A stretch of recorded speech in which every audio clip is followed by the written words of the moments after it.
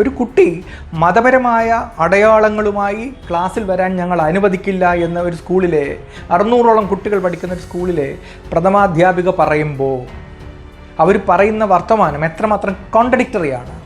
തലയിൽ ഈ വസ്ത്രം ധരിക്കുന്ന, ശിരോവസ്ത്രം ധരിക്കുന്ന, ഒരു കർച്ചീപ്പോ ഒരു ചെറിയ സ്ക്രാഫോ തലയിൽ കെട്ടുന്നത് മാത്രമാണോ മതപരമായ അടയാളം?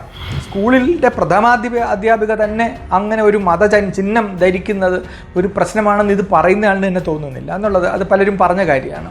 അപ്പോൾ ഞാൻ പറയുന്നത് സ്കൂള് മാത്രമല്ല, സ്കൂളിൻ്റെ പുറത്തും ഇത്തരം വസ്ത്രങ്ങൾ ചൊറിഞ്ഞു തടിക്കുന്ന ഒരു സാഹചര്യത്തിലാണ്, അത് അലർജിക്കാവുന്നൊരു സാഹചര്യത്തിലാണ് ഒരു സ്കൂളിൽ ഇങ്ങനെ പറയുന്നത്.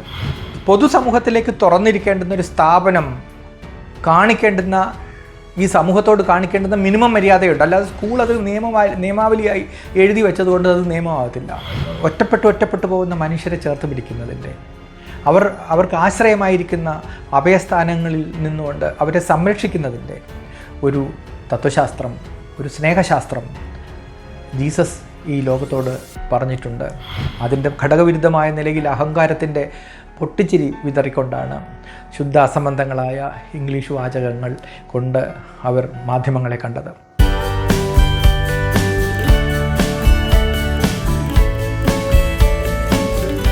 നമസ്കാരം, വരികൾക്കപ്പുറത്തേക്ക് സ്വാഗതം. കഴിഞ്ഞ ഏതാനും ദിവസങ്ങളായി നമ്മുടെ നാട്ടിലെ വാർത്താമാധ്യമങ്ങൾ വളരെ ഗൗരവപൂർവ്വം കൈകാര്യം ചെയ്ത ഒരു വിഷയമാണ് ഇന്ന് നമ്മൾ ചർച്ച ചെയ്യുന്നത്. പള്ളുരുത്തി സെയിൻറ്റ് റീത്ത സ്കൂളിലെ ഒരു കുട്ടി ഹിജാബ് ധരിച്ച്, ശിരോവസ്ത്രം ധരിച്ച് ക്ലാസ്സിലെത്തുകയുണ്ടായി. അതിനെ തുടർന്ന് ആ കുട്ടിയെ അവിടെ നിന്ന് TC വാങ്ങി പോകേണ്ടുന്നൊരു സാഹചര്യം ഉടലെടുത്തു. ഇസ്ലാം മതത്തിൽപ്പെട്ട മറ്റു കുട്ടികൾ അവിടെ പഠിക്കുന്നുണ്ട്.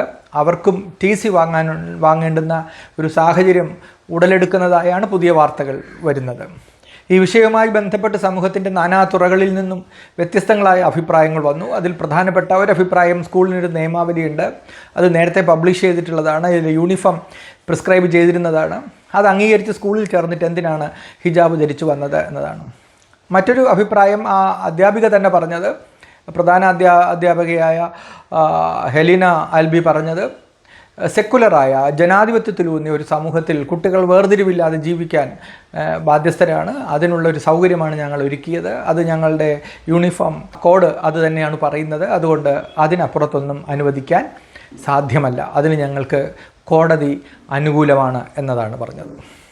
മറ്റു ചിലർ എന്തിനാണ് ഇയാൾ ഈ സ്കൂളിലെ വിട്ടത്, മതത്തെ സംരക്ഷിച്ചുകൊണ്ട്, ഇസ്ലാമിക ഗ്രൂപ്പുകളിൽ നിന്നൊക്കെ ചില വന്ന വാർത്തകളെന്ന് പറഞ്ഞാൽ അത് എന്തിനാണ് ഈ രക്ഷകർത്താവ് ഈ സ്കൂളിൽ വിട്ടത്, ഈമാൻ നഷ്ടപ്പെടാതെ അന്യമതസ്ഥരോടൊപ്പം ഇരുന്ന് പഠിക്കാതെയൊക്കെ പഠിക്കാൻ സൗകര്യമുള്ള സ്കൂളുകൾ നമ്മുടെ നാട്ടിലുണ്ടല്ലോ, അത്തരം സ്കൂളിൽ അയക്കാത്തത് എന്താണെന്ന് ചോദിച്ചു.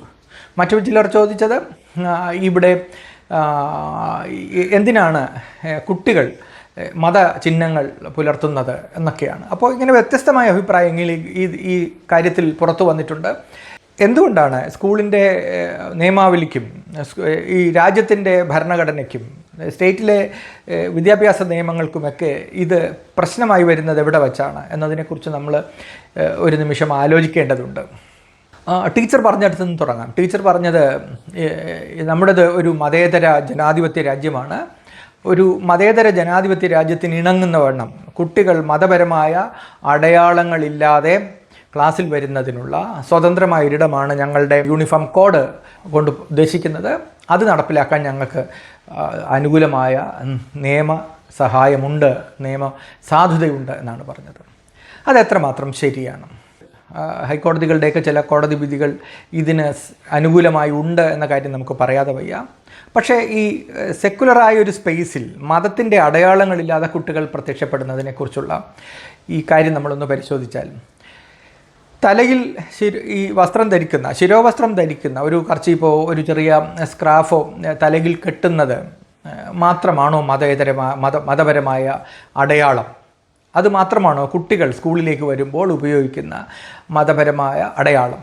ഈ വാർത്താ സമ്മേളനം നടത്തിയ സ്കൂളിലെ പ്രഥമ അധ്യാപിക തന്നെ തട്ടവും പെൻഗുൻ ധാരണം എന്ന ആളുകൾ കളിയാക്കുന്ന തരത്തിലുള്ള സിസ്റ്റേഴ്സൊക്കെ ധരിക്കുന്ന ആ വസ്ത്രമുണ്ടല്ലോ, കന്യാസ്ത്രീകൾ ധരിക്കുന്ന വസ്ത്രം ധരിച്ചിട്ടാണ് നിൽക്കുന്നത്. അപ്പോൾ അത് പ്രശ്നമല്ല അവർക്ക്. സ്കൂളിൻ്റെ അധ്യാപിക തന്നെ അങ്ങനെ ഒരു ചിഹ്നം ധരിക്കുന്നത് ഒരു പ്രശ്നമാണെന്ന് ഇത് പറയുന്നയാളിന് തന്നെ തോന്നുന്നില്ല എന്നുള്ളത് അത് പലരും പറഞ്ഞ കാര്യമാണ്. ഇപ്പം ഞാനൊക്കെ പഠിക്കുന്ന കാലത്ത് എൻ്റെ കൂടെ പഠിച്ചതിൽ നിരവധി വിദ്യാർത്ഥികൾ കന്യാസ്ത്രീകളായിരുന്നു. അവർ ഈ വസ്ത്രം ധരിച്ചുകൊണ്ട് തന്നെ, ഇപ്പോൾ മതപരമായ ഈ വസ്ത്രങ്ങൾ ധരിച്ചുകൊണ്ട് തന്നെയാണ് ക്ലാസ്സുകളിൽ വന്നിരുന്നത്. പഠിപ്പിച്ച ആളുകൾ കന്യാസ്ത്രീകളുണ്ട്. ഇങ്ങനെ വിവിധ ഘട്ടങ്ങളിൽ വെച്ച്, വിദ്യാഭ്യാസത്തിൻ്റെ വിവിധ ഘട്ടങ്ങളിൽ വെച്ച് മതപരമായ ഈ അടയാളം കൈവിടാതെ ക്ലാസ്സിൽ വരികയാണ് അവരൊക്കെ ചെയ്തത്. അവരെ ആരും ഇറക്കി വിട്ടില്ല. മാത്രമല്ല, നമ്മുടെ നാട്ടിൽ തന്നെ, സ്കൂളിൻ്റെ കാര്യം വിടാം, നാട്ടിൽ തന്നെ ഈ വസ്ത്രം ഇട്ടുകൊണ്ട് നടക്കാൻ പറ്റില്ല എന്ന സാഹചര്യം ഉണ്ടായിരുന്നു. ഈ വാർത്ത വരുന്നതിന് 2 ദിവസം മുമ്പാണ് ഉത്തരേന്ത്യയിൽ ഈ കന്യാസ്ത്രീകളുടെ വസ്ത്രവും ഇട്ട് പുറത്തിറങ്ങിയതിൻ്റെ പേരിൽ ചൊറിഞ്ഞു തടുത്ത ഒരു സമൂഹം ഇവരെ പിടിച്ച് പോലീസിൽ ഏൽപ്പിച്ചത്. പോലീസ് അവരെ അറസ്റ്റ് ചെയ്ത് ജയിലിൽ പോയി ദിവസങ്ങളോളം ജയിലിൽ കിടന്നിട്ട് ഈ നാട് മുഴുവൻ ഉള്ള ഉൽപ്പതിഷ്ണുക്കളായ മനുഷ്യരുടെ ശബ്ദവും ബഹളവും ഒക്കെ കണ്ടിട്ട് പിന്നീട് ജാമ്യം കിട്ടി പുറത്തു വരുന്നത്. കേരളത്തിൽ തന്നെ ഒരു ബിഷപ്പ് പറഞ്ഞത്, കർണാടകത്തിൽ ഈ പിന്നെ പള്ളിയിലച്ഛൻ്റെ വേഷം ധരിച്ചുകൊണ്ട് ഇറങ്ങി നടക്കാൻ പറ്റുന്നില്ല, ഒരു പുരോഹിതൻ്റെ വേഷം ധരിച്ചുകൊണ്ട് ഇറങ്ങി നടക്കാൻ പറ്റുന്നില്ല, ഇത് വളരെ ദയനീയമാണ് ഈ സ്ഥിതി എന്ന് പറയും. അപ്പോൾ ഞാൻ പറയുന്നത് സ്കൂൾ മാത്രമല്ല, സ്കൂളിൻ്റെ പുറത്തും ഇത്തരം വസ്ത്രങ്ങൾ ചൊറിഞ്ഞു തടിക്കുന്ന ഒരു സാഹചര്യത്തിലാണ്, അത് അലർജിക്കാവുന്നൊരു സാഹചര്യത്തിലാണ് ഒരു സ്കൂളിൽ ഇങ്ങനെ പറയുന്നത്. അപ്പോൾ അവരുടെ വാദം, ഞങ്ങളുടെ സ്കൂൾ യൂണിഫോമിൻ്റെ കൃത്യമായ പ്രിസ്ക്രിപ്ഷനുണ്ട്, അത് അംഗീകരിക്കേണ്ടതുണ്ട് എന്നാണ്. അങ്ങനെയെങ്കിൽ ഞാൻ ചോദിക്കുന്നത്, ശ്രീകുമാരൻ നായർ എന്ന് പേരിടുന്ന ഒരു കുട്ടിയെ ഈ നായർ ഇവിടെ ചേർക്കാൻ പറ്റത്തില്ല. സെക്കുലറായ ജനാധിപത്യത്തിൽ ഒരു നാടാണ് നമ്മുടേത്. ജാതി അടയാളങ്ങൾ, മതപരമായ അടയാളങ്ങൾ ഒരു കൊടിയടയാളം പോലെ കൊണ്ടു നടക്കാൻ ഞങ്ങൾ സമ്മതിക്കില്ല എന്ന് പറയാൻ പറ്റുമോ? മീറ്റർ കണക്കിന് തുണി പച്ചയും നീലയും ചുവപ്പുമായി മഞ്ഞയും ഒക്കെ ആയിട്ട് വലിച്ചു കീറി നാടനാടയായി ഈ കയ്യിൽ കെട്ടിക്കൊണ്ട് നടക്കുന്ന കുട്ടികളുണ്ട്. പല അമ്പലങ്ങളിൽ പൂജിച്ചത്, ജാറങ്ങളിൽ പൂജിച്ചത്, പള്ളിയിൽ നിന്ന് കിട്ടിയത്, അവിടുന്ന് കിട്ടിയത്, ഇവിടുന്ന് കിട്ടിയത്, ഏലസുകൾ കെട്ടിക്കൊണ്ടുവരുന്ന കുട്ടികളുണ്ട്. ഇത് മതപരമായ അടയാളങ്ങളല്ലേ? ഇതൊക്കെ ഊരി വാങ്ങിക്കുമോ? കുറികൾ എത്ര തരമുണ്ട്. ചന്ദനക്കുറികളിൽ തന്നെ സിന്ദൂരക്കുറികൾ, അത് തന്നെ ചിലത് ഈ നെറ്റിയിൽ മാത്രമല്ല തലയിലേക്ക് കയറ്റി വരച്ച കുറികളുണ്ട്. ഒരു ന്യൂറോ സർജൻ ഓപ്പറേഷന് വേണ്ടി വരയ്ക്കുന്നത് പോലെ പലതരം ജിയോമെട്രിക് പാറ്റേണിൽ കുറി വരച്ച് ജീവിക്കുന്ന മനുഷ്യർ ഇന്ത്യയിലുണ്ട്. അവരൊക്കെ സ്കൂളിൽ പഠിക്കുന്നില്ലേ? ഈ വിദ്യാഭ്യാസ പദ്ധതിയിലൂടെ അധ്യാപകരും കുട്ടികളുമൊക്കെയായി ഇവിടെ വരുന്നില്ലേ? അവർ കടന്നു വരുന്നില്ലേ? അതിനെ തടസ്സം ചെയ്യാൻ നിങ്ങളുടെ ഈ കോഡിന് പറ്റുമോ? ഒരു കുട്ടി മതപരമായ അടയാളങ്ങളുമായി ക്ലാസ്സിൽ വരാൻ ഞങ്ങൾ അനുവദിക്കില്ല എന്ന ഒരു സ്കൂളിലെ 600ഓളം കുട്ടികൾ പഠിക്കുന്ന ഒരു സ്കൂളിലെ പ്രഥമാധ്യാപിക പറയുമ്പോൾ അവർ പറയുന്ന വർത്തമാനം എത്രമാത്രം കോൺട്രഡിക്ടറിയാണ്.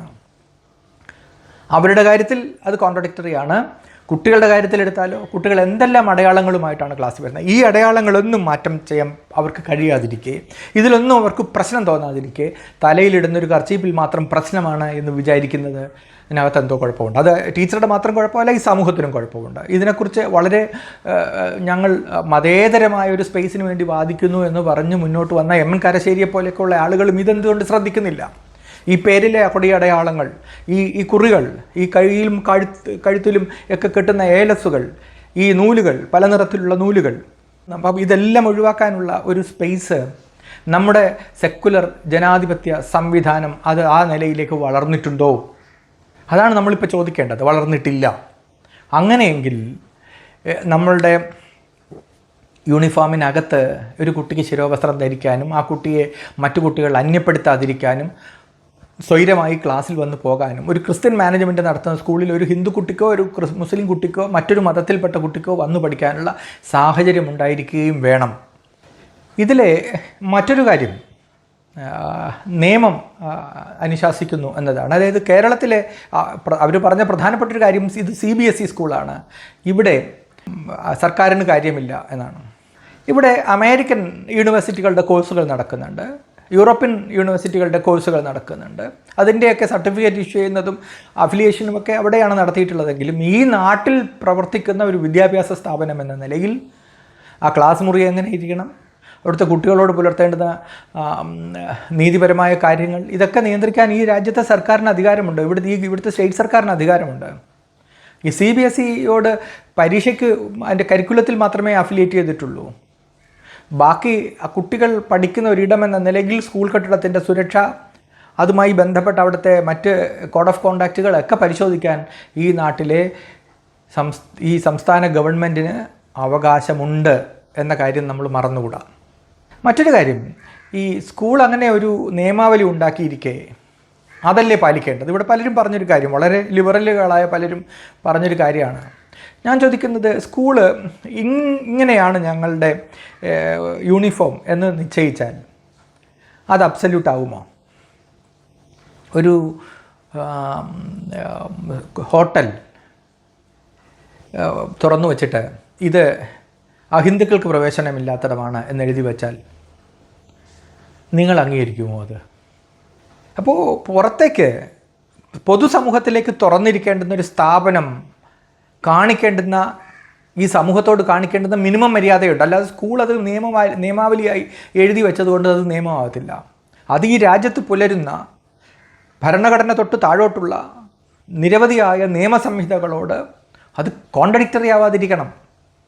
അപ്പോൾ മാത്രമേ അത് നിയമം നിൽക്കൂ. അല്ലാതെ എൻ്റെ സ്കൂളിൽ ഞാൻ നിയമാവലി വെച്ചിട്ടുണ്ട്, നിയമാവലി നിയമാവലി അവിടുത്തെ ഇപ്പോൾ 2 അടി 2 അടി സ്ക്വയറുള്ള ചതുരങ്ങളിൽ ഇരുത്തി ഞാൻ കുട്ടിയെ പഠിപ്പിക്കും എന്ന് വിചാരിച്ചാൽ പഠിപ്പിക്കാൻ പറ്റുമോ?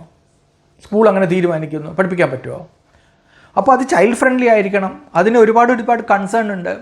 എന്തിനെന്താ ഒരു അടുക്കള പണിയാൻ സ്വന്തം കയ്യിലെ കാശ് മുടക്കി ഒരു വീടിൻ്റെ അടുക്കള പണിയുന്നതിനുള്ള സ്വാതന്ത്ര്യം പോലും അയാൾ ഉദ്ദേശിക്കുന്ന അളവിൽ പണിയാൻ പറ്റത്തില്ല. ഈ രാജ്യത്തൊരു നിയമമുണ്ടത്. എത്ര സ്ക്വയർ ഫീറ്റുള്ളൊരു വീടിന് ഇത്ര സൗകര്യങ്ങളുള്ള ഒരു അടുക്കള ഉണ്ടാവണം എന്നതിന് നിയമമുണ്ട്. അങ്ങനെ നിയമാവലിയുള്ളൊരു രാജ്യമാണ്. അപ്പോൾ അവിടെ ഈ കുട്ടികളുടെ സമ്പൂർണ്ണമായ സ്വാതന്ത്ര്യത്തെയും ഹനിച്ചുകൊണ്ട്, അവരുടെ അവകാശങ്ങളെ ഹനിച്ചുകൊണ്ട്, അവരുടെ മതപരമായ സ്വാതന്ത്ര്യങ്ങളെ തന്നെ പൂർണ്ണമായി ഹനിച്ചുകൊണ്ട് ഇങ്ങനൊരു നിയമാവലി ഉണ്ടാക്കാൻ പറ്റുകയില്ല എന്നാണ് അതിൻ്റെ സാരം. ഇങ്ങനെ പല വിധത്തിൽ പല വശങ്ങളിൽ നിന്ന് നോക്കിയാലും പള്ളുരുത്തി സെൻറ്റ് റീത്ത സ്കൂളിലെ മാനേജ്മെൻറ്റും പ്രഥമാധ്യാപികയും ഒക്കെ എടുത്ത നിലപാടുകൾ നിയമവിരുദ്ധമാണ്. അത് വിദ്യാഭ്യാസത്തിൻ്റെ ധാർമ്മികതയ്ക്ക് എതിരായിട്ടുള്ളതാണ്. ഒരു കുട്ടി എന്ന നിലയിൽ ആ കുട്ടിയോട് പെരുമാറിയ രീതി വളരെ ഹിംസാത്മകമാണ് എന്നൊക്കെ പറയാതെ വയ്യ. ഇതിൻ്റെ മറ്റൊരു ഭാഗം, ഈ സ്കൂൾ നടത്തുന്നത് ക്രിസ്തു വഴിയും ആധാരവുമെന്ന് കാണുന്ന ഒരു വിഭാഗം ആളുകളല്ലേ. തീർച്ചയായും ക്രിസ്തുവിൻ്റെ വഴി അവരെ ഏതെങ്കിലും വിധത്തിലൊക്കെ സ്വാധീനിക്കേണ്ടതല്ലേ. ഇത്തരമൊരു സന്ദർഭം വരുമ്പോഴെങ്കിലും, ഒരു പ്രാർത്ഥനയിലെങ്കിലും ക്രിസ്തുവിനെ ഓർമ്മിക്കേണ്ടതല്ലേ. സ്പർശം, ടച്ചിങ് ഒരു പ്രധാന ഹീലിംഗ് ആയുധമായി ഉപയോഗിച്ച ആളാണ് ക്രിസ്തു. അന്ധനെ തൊടുന്നു, ചെകിടനെ തൊടുന്നു, അവർക്ക് കാഴ്ചയുണ്ടാക്കി കൊടുക്കുന്നു, കേൾവി ഉണ്ടാക്കി കൊടുക്കുന്നു, കുഷ്ഠരോഗിയെ തൊട്ട് ശുശ്രൂഷിച്ച് അവനെ സുഖപ്പെടുത്തുന്നു. മറ്റൊരു സന്ദർഭത്തിൽ ഒരു പട്ടണത്തിലേക്ക് പ്രവേശിച്ച് ജീസസ് നടന്നു പോകുന്ന സമയത്ത് ഈ ദുഷിച്ച രക്തം വാർന്നു പോകുന്ന നിലയിലുള്ള അശുദ്ധയായി പൊതുവേ സമൂഹം കാണുന്ന ഒരു സ്ത്രീ, രോഗാതുരയായ ഒരു സ്ത്രീ, യേശുവിൻ്റെ മുമ്പിൽ പ്രത്യക്ഷപ്പെടാൻ ധൈര്യം കാണിക്കാത്തൊരു സ്ത്രീ യേശു നടന്നു നീങ്ങുമ്പോൾ പുറകെ പോയി യേശുവിൻ്റെ വസ്ത്രാഞ്ചലത്തിൽ തൊടുന്നുണ്ട്. ജീസസ് അറിയാതെ തൊടുകയാണ്, പുറകെ പോയിട്ട് ആ വസ്ത്രത്തിൽ തൊടുകയാണ്. ബൈബിൾ പറയുന്നത് അവൻ്റെ ശക്തി ചോർന്നു പോയി, അവൾ രോഗവിമുക്തി നേടി എന്നാണ്. അവൾക്ക് ഹീലിംഗ് ഉണ്ടായി, അവൾ ശുശ്രൂഷിക്കപ്പെട്ടു എന്നാണ്. ശക്തി ചോർന്നുപോയി എന്ന് പറയുന്നുണ്ട്. എവിടെ നിന്നാണ് ശക്തി ചോർന്നു പോയത്? അവൻ്റെ ശക്തി, ജീസസിൻ്റെ ശക്തി, ആ തപശക്തി ചോർന്നുപോയി എന്നാണ്. അപ്പോൾ ഈ ക്രിസ്തുവിൻ്റെ പേരിൽ ആണയിടുന്ന ഈ കന്യാസ്ത്രീകൾ, ഈ ബിഷപ്പുമാർ, ഈ അച്ഛന്മാർ, ഇവരൊക്കെ ശ്രമിക്കേണ്ടത് ശക്തിയെ ചേർത്ത് വയ്ക്കുന്നതിനല്ല. ഒരു കന്യാസ്ത്രീ വേഷത്തിൽ, ഒരു മതപരമായ അടയാളമുള്ള വേഷത്തിൽ വന്ന്, ഒരു പത്രസമ്മേളനത്തിൽ വന്ന് ഈ പൈപ്പ് പൊട്ടി വെള്ളം വരുന്നത് പോലെ കുടുകൂടാ ചിരിക്കുന്നുണ്ടല്ലോ ഹെലീന. അവരോർമ്മിക്കാത്തത് ഈ അധസ്ഥിതരെ, ഈ ആലംബഹീനരെ, ഈ കുഷ്ഠരോഗികളെ, അശുദ്ധ രക്തം വമിച്ച് പുറത്തിറങ്ങാൻ നിവർത്തിയില്ലാതിരിക്കുന്ന മനുഷ്യരെ ഒക്കെ തൊട്ട് ഹീൽ ചെയ്ത ഒരു മഹാചൈതന്യമായിരുന്നു ജീസസ് എന്നാണ്. നിങ്ങൾ ആ പേര് വച്ച് കച്ചവടം നടത്തുകയാണ് ചെയ്യുന്നത്. ആ കച്ചവടത്തിൻ്റെ ഒരു ഘട്ടത്തിലും ഇങ്ങനൊരു മനുഷ്യൻ ധാർമ്മികമായി ജീവിച്ച, സ്നേഹപൂർണ്ണമായി ജീവിച്ച ഒരു മഹാചൈതന്യത്തെ നിങ്ങൾ ഓർമ്മിക്കുന്നതേയില്ല. ഓർമ്മിച്ചിരുന്നെങ്കിൽ ഒരു കുട്ടിയെ അതിക്രൂരമാവണ്ണം അധിക്ഷേപിച്ച് ഒരു കുടുംബത്തെ ഒറ്റപ്പെടുത്തലിൻ്റെ തലത്തിലേക്ക് തള്ളിവിട്ട് അവിടെ നിന്ന് TC വാങ്ങിപ്പോകാൻ ഒരു സാഹചര്യം ഒരുക്കുകയില്ല. ഒറ്റപ്പെട്ടു പോകുന്ന മനുഷ്യരെ ചേർത്ത് പിടിക്കുന്നതിൻ്റെ, അവർക്ക് ആശ്രയമായിരിക്കുന്ന അഭയസ്ഥാനങ്ങളിൽ നിന്നുകൊണ്ട് അവരെ സംരക്ഷിക്കുന്നതിൻ്റെ ഒരു തത്വശാസ്ത്രം, ഒരു സ്നേഹശാസ്ത്രം ജീസസ് ഈ ലോകത്തോട് പറഞ്ഞിട്ടുണ്ട്. അത് മനസ്സിലാക്കണം. ആ സ്പർശത്തിൻ്റെ, ആ സൗഖ്യപ്പെടുത്തലിൻ്റെ ഒരു രീതിശാസ്ത്രം കൃത്യമായി ഒരു വൈദിക എന്ന നിലയിൽ അവർ മനസ്സിലാക്കേണ്ടതായിരുന്നു. അതിൻ്റെ ഘടകവിരുദ്ധമായ നിലയിൽ അഹങ്കാരത്തിൻ്റെ പൊട്ടിച്ചിരി വിതറിക്കൊണ്ടാണ് ശുദ്ധ അസംബന്ധങ്ങളായ ഇംഗ്ലീഷ് വാചകങ്ങൾ കൊണ്ട് അവർ മാധ്യമങ്ങളെ കണ്ടത്. അതുകൊണ്ട് ആ വിഷയം അടിമുടി സ്കൂൾ മാനേജ്മെൻറ്റും അതിൻ്റെ തീരുമാനമെടുത്ത ആളുകളും കുറ്റക്കാരാണ് എന്ന് പറയുന്നതിനാണ് ഞാൻ ശ്രമിക്കുന്നത്. അത് ഒരു സെക്കുലർ സമൂഹത്തിൽ തന്നെ, ഒരു ജനാധിപത്യ സമൂഹത്തിൽ തന്നെ ഇവിടെ മറ്റെല്ലാ ആളുകളും കൊണ്ടു നടക്കുന്നത് പോലെ അവർക്ക് അവരുടെ ആചാരങ്ങളും വിശ്വാസങ്ങളും കൊണ്ടു നടക്കാനുള്ള സ്വാതന്ത്ര്യമുണ്ട്. അതൊരു പൊതുമധ്യത്തിലേക്ക് വരുമ്പോൾ ക്രോപ്പ് ചെയ്യേണ്ടുന്ന പലതരത്തിലുള്ള ക്രമപ്പെടുത്തലിൻ്റെ ആവശ്യങ്ങൾ പല കാര്യത്തിലുമുണ്ട്. സ്കൂളിൽ വരുമ്പോഴും അതുണ്ട്, തീർച്ചയായും അതുണ്ട്. പക്ഷേ അത് ഒരു ഭാഗത്തും മാത്രം കണ്ടുകൊണ്ട് നമുക്ക് ക്രമപ്പെടുത്തേണ്ട കാര്യമല്ല. ഈ നാട്ടിൽ ഇത്തരം ആചാരങ്ങളെ ആചാരബദ്ധമായി തന്നെ കുട്ടികളെ വളർത്തുന്നതിന് ആവശ്യമായിട്ടുള്ള സ്കൂളുകൾ എമ്പാടും സംഘപരിവാർ നേതൃത്വത്തിലാവണമെങ്കിലും, ഇസ്ലാമിക സംഘടനകളുടെ നേതൃത്വത്തിലാണെങ്കിലും, ക്രിസ്തീയ സംഘടനകളുടെ നേതൃത്വത്തിലാണെങ്കിലും ഈ നാട്ടിൽ ഉണ്ടാക്കിയെടുക്കുന്നുണ്ട്. അവരങ്ങനെയുള്ള വിത്തുകളെ അതിനകത്ത് അടവച്ചു വിരിയിക്കുന്നുണ്ട്. അതിനൊന്നും നിയന്ത്രിക്കാൻ ഈ രാജ്യത്തെ നിയമങ്ങൾ ഇടപെടാതിരിക്കുമ്പോൾ ഒരു കുട്ടി ഒരു കൈലേസ് തലയിലിട്ട് വരുന്നത് അത്യന്തം അപകടകരമാണ് എന്ന് വിചാരിക്കുന്ന ഒരു സമൂഹം ഈ നാട്ടിൽ വളർന്നു വരുന്നുണ്ടെങ്കിൽ അത് പരിശോധിക്കപ്പെടേണ്ടതാണ്. അത് മുളയിലെ നുള്ളേണ്ടതാണ് എന്ന് മാത്രം പറഞ്ഞുകൊണ്ട് നിർത്തുന്നു. മറ്റൊരു വീഡിയോയുമായി നമുക്ക് അടുത്ത ആഴ്ച കാണാം. ജസ്റ്റ് ഡീകോഡ് എന്ന ഞങ്ങളുടെ ഈ ചാനൽ സബ്സ്ക്രൈബ് ചെയ്യാൻ ശ്രമിക്കണമെന്ന് അഭ്യർത്ഥിച്ചുകൊണ്ട് നിർത്തുന്നു. നമസ്കാരം.